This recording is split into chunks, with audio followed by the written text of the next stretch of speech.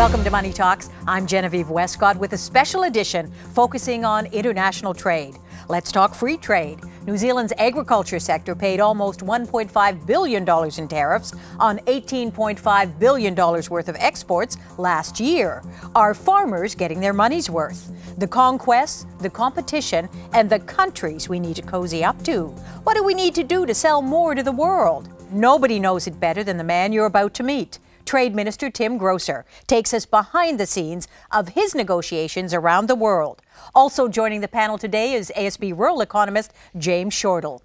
Tim Groser was New Zealand's chief negotiator in the GATT-Uruguay round, the round that brought agriculture into the system of world trade rules for the first time and brought plenty of economic benefits to New Zealand as well. Until recently, Tim was New Zealand's ambassador to the World Trade Organization and the chair of agricultural negotiations. He was once described as the most powerful man in world agriculture. Tim, let me ask you, do you still feel that way? Well, first of all, they're not my words. Somebody else used them. And how the mighty have fallen is how I feel about it. No, I'm just a humble Trade Minister of New Zealand, loving the job and trying to do the business. That's all I want to say. All right, doing the business. Let's start first with the macro picture. Let's look at the world situation. You travel the world regularly. What's your take on what's happening? Well, I think it is quite a nervous situation. Let's be honest about it. I can't recall a situation where both major centres of developed country power on both sides of the Atlantic, Europe and the United States, are facing such a difficult situation. Now, my personal view, I think probably the orthodox view, is that they will muddle through. Now, that doesn't mean, A, that parts of the United States and parts or nation states in the EU will muddle through, but as a generalization, they'll muddle through.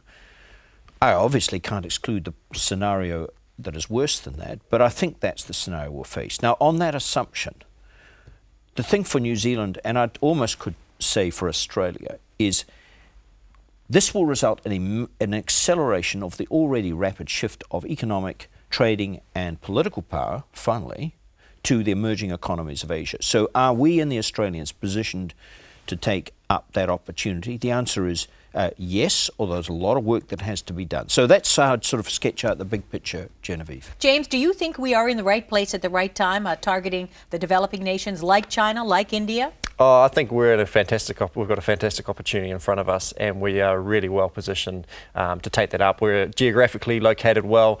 I mean, I do quite a bit of presenting to farmers around the country, and one of the graphs that I do like to put up is sort of some research that's been done over the last couple of thousand years, and it shows really the share of economic wealth around the country, and the Asian nations really took up. We're talking thousands of years ago, they took up most of that economic wealth. We've seen more growth and concentration come on the developed countries, the Americans and Europeans recently, but perhaps we're just going back to those levels, and we're in a good space to take advantage of that. Tim, you know agriculture, you know trade, you know the world, and you know China. You were just there giving a speech about regional economic initiatives. What was your message to them, and what can you tell us about your reception? Well, on the broad policy front, I mean, this is all linked to what James and I are talking about, the transference of power to China in particular, but not just China, India. And I think, widely shared view of all countries in the Asia-Pacific region, including our own and including China, including Australia, is the WTO is in serious strife. Let's power ahead with regional trade agreements. We've got a very good platform in place, but there's still opportunities to push that forward. So that's at the sort of general policy level. At the more specific commercial edge level, I mean, we are now part of the Chinese food security equation. I'd have to say, at the end of the day, we're still a very small part, but a very small and positive part from both countries' point of view. Other countries in the developing world, I don't think, are quite yet in that space. One of the things, and James and I have certainly talked about it over recent shows, is how does a small country like New Zealand protect itself against a giant superpower economy like China? James, your thoughts? Well, I guess it's positioning ourselves now, but also positioning ourselves in the future. Some of the things that we do talk a lot about, our food exports, but we also have a lot of knowledge here, and at some point we're going to tap out on how much food we're going to be able to export. But we also have a lot of knowledge and a lot of services that we can take advantage of in some of those economies as they're trying to grow their own food and develop their own food sources. So, there might be an initial step up, and then there's going to be some other growth phases and steps that we can take and to take advantage of their own growth. Interesting. Can I add Sure. something to that? Because, first of all, on the issue of are we becoming too reliant on China? Our exports to China are around about 11% of our total exports. Our exports to Australia are 23%. When I got involved in this whole international trade stuff back too long ago for me, I'm too embarrassed to admit how long ago it was, we were exporting 50% of our total exports to one country, Britain. Now, by the way, the figure is 4%. So I'm spinning out those data to indicate that, look, we could double our exports to China and still get nowhere near the level of dependency that I think we had with the United Kingdom 30 or 40 years ago, and was extremely dangerous. So we've got a lot of slack. I'd also like, if I may, just to pick up the other very intriguing point Jane's made about it's not just food. We actually are a smart country. Our problem is scaling up those smart companies. Now, some have done it. I think of companies like Fish and Paykel Healthcare, Orion Healthcare, and some of our other inspirationally clever high-tech companies that have got nothing to do per se with agriculture. But we have a whole suite of clever companies. I was with a whole group of the companies in the information, communication and technology sector in what is laughingly called a second-tier city of China. I call it laughingly because the city that we went to, Hangzhou, is 8 million people, for God's sake. And we got to see, China Mobile with 650 million subscribers, Alibaba, who I think are the world's largest e-commerce site, and a range of other big Chinese companies with these terribly clever New Zealand companies that not many people have heard about, that have got niche services that fit into these business models. So I'm hoping, exactly as James is, that we can build not just food, but we can build weightless economy and high-tech future with these emerging economies of Asia. Okay, stand by, gentlemen. We'll come back and talk about that after the break. Coming up, with all that global trade, what happens to the level of our biosecurity risks? Are we throwing out the baby with the bathwater? The dreaded PSA has a deadly hold on our kiwi fruit industry. A herpes incursion wiped out 50% of the oyster breeding stock in the North Island. And don't forget the bees and the pigs. Whose inspections will rule, ours or the importing countries? Don't go away. Ponder this in our Farmers' Facts and Figures quiz. How many countries will we have access to if the Trans-Pacific Partnership is signed? The answer when we return. Stay tuned.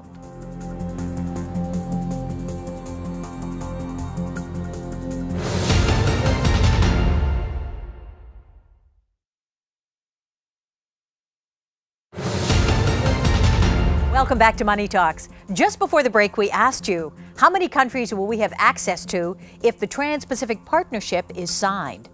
The answer, 9 countries, including the United States.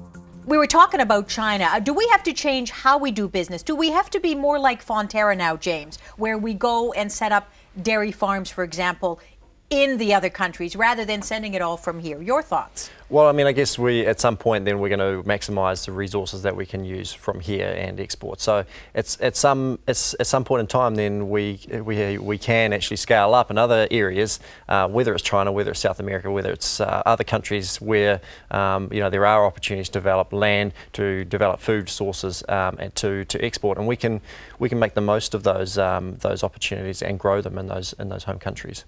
Tim, you say that farmers, like other people in New Zealand, have to realize that there's a new way of doing business around the world, something you called made in the world. How would that work for farmers?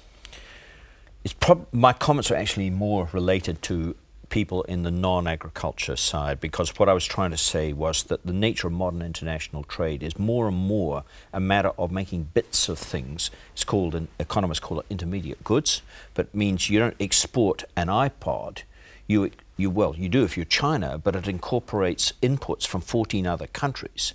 And if New Zealand wants to get into this very high value end of world trade, we've got to start thinking about where we fit into the global supply chain, rather than think everything should be 100% made in New Zealand.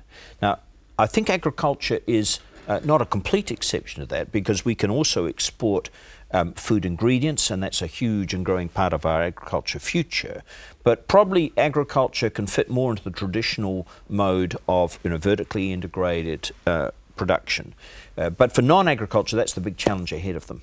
Okay, let's talk about agriculture. Where are the real opportunities over the next 10 years, say, for the boys and girls here at home? Well, the real opportunities are, I think, what we've been talking about. It's these giant emerging economies, primarily of India, China, Indonesia. We've got what they want, which is protein. We know that they face massive environmental challenges. They've got serious issues about water, and food is water. You can even describe New Zealand as a virtual water exporter rather than describe New Zealand as an agricultural exporter, given that 70% of the world's fresh water is used in producing food. So that's, it's very obvious. You can't really elaborate on it. India free trade deal, of course, on the books, hoping to have that signed off by March next year, although I'm hearing that that may not happen. James, if India does go ahead, what's the plus for our people here at home? Well, one, it's a huge market, so it opens up a huge amount of opportunities. But there's also some quite good, in my eyes, there's some quite good transfer opportunities there where, big international companies are already trying to get into India.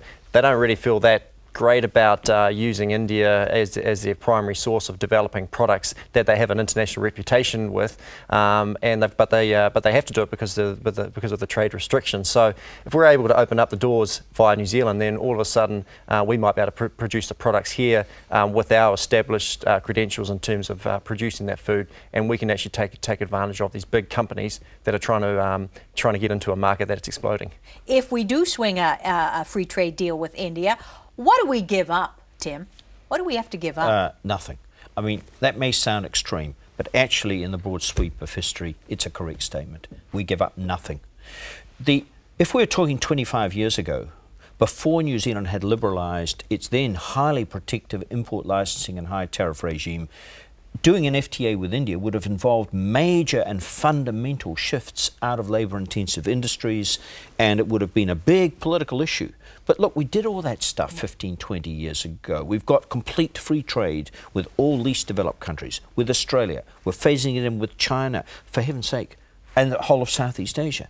Adding India to that mix doesn't make a damn bit of difference, as the underlying reality. So it's all win-win? Absolutely. We can do it. What about biosecurity risks? Farmers are up in arms saying that we give too much control to the importing countries, that something bad is going to come in here and it's going to destroy a very small, tight production base. Before I came into the studio to do this, I've just been doing interviews both in Australia and New Zealand on apples, which is the same issue.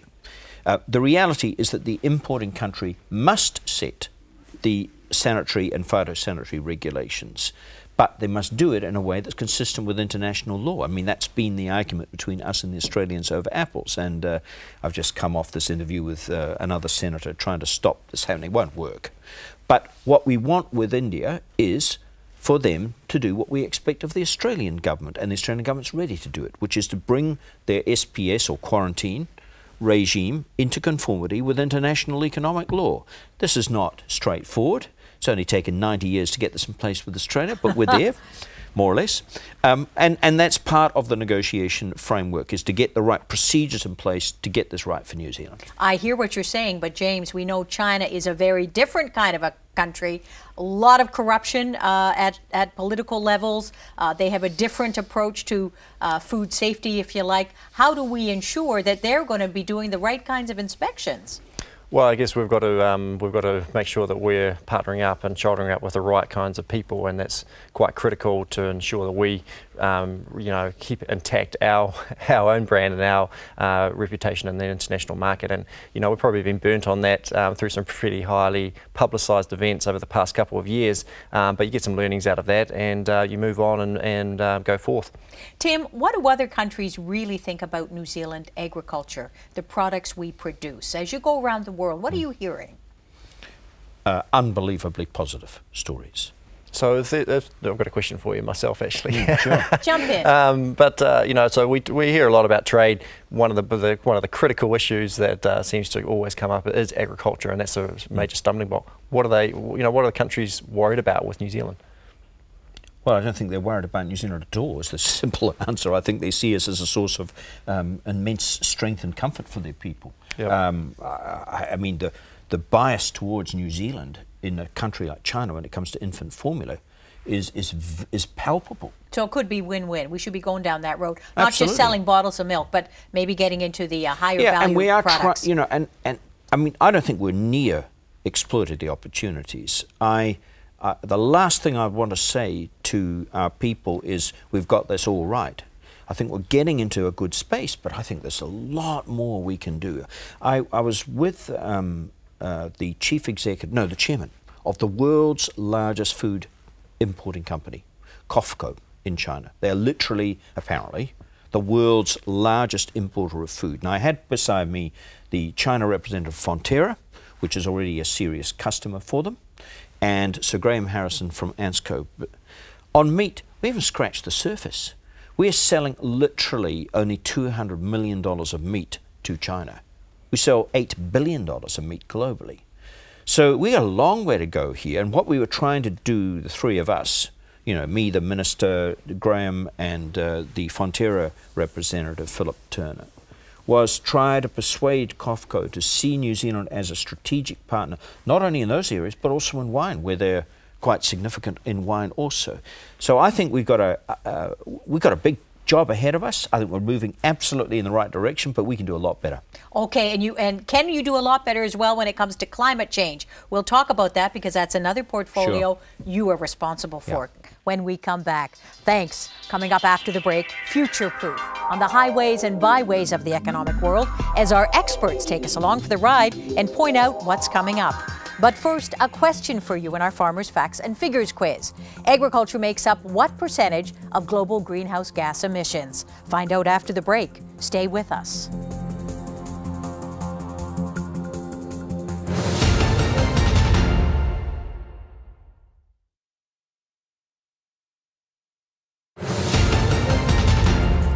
Welcome back to Money Talks. Just before the break, we asked you, agriculture makes up what percentage of global greenhouse gas emissions? 14% of all global emissions come from that stuff. And now it's time for Future Proof. What's coming up for our experts? And I want to talk to you because you're the guy responsible for international talks about climate change negotiations. Big summit in Rome. You and David Carter went along. Tell me what's happening there. Well, first of all, I have to say, and I hope this doesn't sound sort of like bitterness, I'm astonished at the lack of interest in this initiative. Absolutely gobsmacked by it. This is probably, in my opinion, the most important international economic initiative New Zealand has ever launched on its own tod and brought to success. So we've created essentially a new international organisation in only 2.5 years by networking the world science from all the countries that matter in world agriculture through from India to the United States, Germany, France, Netherlands, Brazil. And everybody's working on this brief of coordinated approaches, which is basically about how can we produce more food for the planet but lower the growth rate of emissions. James, how important is this to farmers, do you think? Farmers mostly talk about carbon footprints. A lot of them aren't on board with this. What are the challenges that you hear about? Well, I think it's getting their heads around it. There's been a lot of negative publicity around the emissions trading scheme, and it kind of gets clouded around some of the potential opportunities because, you know, I think this is quite an exciting initiative for New Zealand, but also potentially for farmers if we're able to develop some of those new innovations on farm about reducing emissions. Then we've talked a little bit about exporting our services and our own innovations overseas. This could be a massive one because it's evolving quickly. People want sustainable food, and it's something that's going to change, is going to develop through the world. So Tim, what's the tough message that agribusiness here needs to realise about the Global Alliance and the work it's doing? If you go back to my earlier comments about this, I wouldn't say it's a bright line, but there is a definite line between developed countries' views of agriculture imports and developing countries. Developing countries want safe food. There's an additional element which is, you can call many different things, sustainability. It's wrapped in a whole set of issues around animal welfare, carbon footprint and so on and so forth. It's not the consumers per se, it's the people that interface between us, the producers, and their consumers. It's the giant companies like Waitrose, Marks and Spencer's, Walmart, etc. They're basically all putting in place sustainability indices or ways to try and ensure that the products they put on the shelf are consistent with where they think their developed country customers want to be. Now, I think actually we're in a very good space here. The debate in New Zealand still doesn't understand, in my opinion, fully, that New Zealand, while of course not 100% pure, we couldn't be 100% pure unless we got rid of all the human beings in New Zealand, but is, by relative standards, moving absolutely in the right direction. The carbon intensity of our sheep meat, our beef and our dairy is coming down, what, 1.5% per year. There's still possibility of major advances through the research we have underway, both domestically and internationally through the Global Research Alliance. So I think we're not exactly how we want to be placed, but once again, I think this country is moving in the right direction. It's clearly a question of not only not turning back, but you're actually going to have to embrace it now and get on board. When you leave here now, you'll be heading shortly over to the United States. What's their reaction to the Global Alliance? Hugely supportive. They put $130 million on the table just as an opener. The Secretary of Agriculture, which is the American equivalent of a minister, Tom Vilsack, is personally strongly committed to this initiative. I'm going to try and, I've been in sort of quiet conversation with some of the giant agribusinesses, both of Europe and the United States, like Cargill's. Over the past 2.5 years as this initiative has progressed. And I've said, look, there is going to be a space for you guys. You've got billion-dollar research budgets, but please don't come to me yet. We need to bed this down politically. Well, David Carter and I did that in Rome. So I'm going off now first to the UK to talk to some of the large British companies about this initiative, as well as do some other more conventional trade stuff. And then I'm going to Washington to hold what I hope will be a joint, essentially, a discussion with USDA, the US Department of Agriculture, and me, talking to these large companies about the Global Research Alliance. Now, we ourselves have, we're at the point, I was speaking to Sir Peter Gluckman yesterday on this, of putting out 25 million New Zealand on the table for 4 large research projects. I'm not the scientist, but my understanding is this. They're following the methodology of Gates Foundation, which is to characterize big research challenges in the agriculture climate change space, but not be too specific about it so that we don't, try and contain great minds. We're calling for international tenders. They've got to, however, have a New Zealand partner. It's got to be about livestock, so we're not going to give taxpayers money away. And this could be inspirational over a 10-year period. We've got to be patient, though. It's long-term stuff we're talking about. Okay. While you're over there in Washington, would you please ask them, James, what's the one question he's got to ask the U.S. Agriculture Minister on behalf of our dairy farmers? When are we going to get access to their markets? Yeah, is it ever going to happen, Tim? Yes, it will happen. When? I sort of got myself a bit unpopular in some circles in Washington by publicly accusing the American dairy farming leadership of looking in the rear vision mirror where they've been, instead of looking through the front of the window screen as to where they're going. Actually, where they're going is towards a very positive future in exporting milk to the same markets that James and you and I have just been talking about. New Zealand alone can't do this. there's a massive opportunity, and US dairy has actually taken up 60% of the growth in consumption of milk in the emerging economies in the last 3 years. But the political leadership is sort of living 10 years ago. So they'll catch up with this. We've been through the same transformation of the US beef industry, which in the 70s was totally inward looking and used to force on Australia and New Zealand restraints laughingly called voluntary export restraints. Now they're an export-oriented company. I've got enough faith in American people to think they'll get the message eventually. Don't forget what Churchill said about the Americans. You can always rely on them to get to the right question after they've exhausted the alternatives. All right? It'll happen. Thank you, sir. Thanks to my guests, Trade Minister Tim Groser and ASB World Economist James Shortall. Be sure to check out our website. Meantime, remember this, even when you think all is lost, never give up the race. You'll be amazed at just how far you can get when you think you've run out of gas. For the first time, totally blew that pole position, did Tristan Palmer there with the Honda. Brand new team this one for Palmer. And there you go, and now the second one, and 2 others go down in the midfield pack, and it's at the second place, and the second there.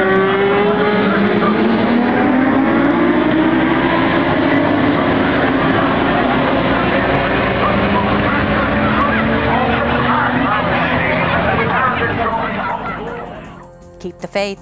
See you next time.